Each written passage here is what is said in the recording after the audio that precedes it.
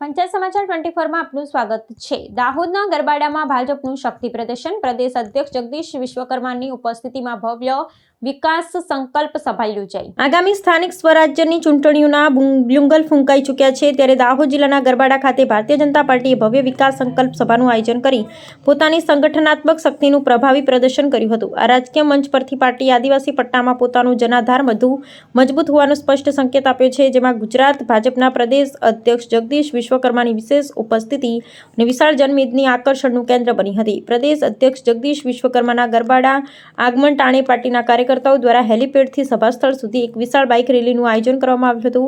આ રેલીમાં સેંકડો યુવાનો હાથમાં પક્ષના પ્રતીક સમાન ભગવા ધ્વજ લઈ ઉત્સાહભેર જોડાયા હતા, જેના પગલે સમગ્ર પંથકમાં ભારે રાજકીય ગરમાવો જોવા મળ્યો હતો। યુવાઓ અને સ્થાનિક કાર્યકર્તાઓની આ સક્રિય ભાગીદારી પક્ષને ચૂંટણી પ્રચાર અભિયાનને નવો વેગ અને આક્રમકતા પૂરા પાડ્યા હતા। સ્થાનિક સ્વરાજ્યની ચૂંટણીઓના પડઘમ વચ્ચે યોજાયેલી આ સભાએ ભાજપના પાયાના કાર્યકર્તાઓમાં નવો પ્રાણ ફૂંકવાનું કાર્ય કર્યું છે। રાજકીય વિશ્લેષકોના મતે ગરબાડા જેવા ભૌગોલિક અને રાજકીય રીતે મહત્વપૂર્ણ વિસ્તારમાં આટલા મોટા પાયે શક્તિ પ્રદર્શન થકી ભાજપે વિકાસના એજન્ડા સાથે મેદાનમાં ઉતરી વિપક્ષોને સીધો પડકાર ફેંક્યો છે।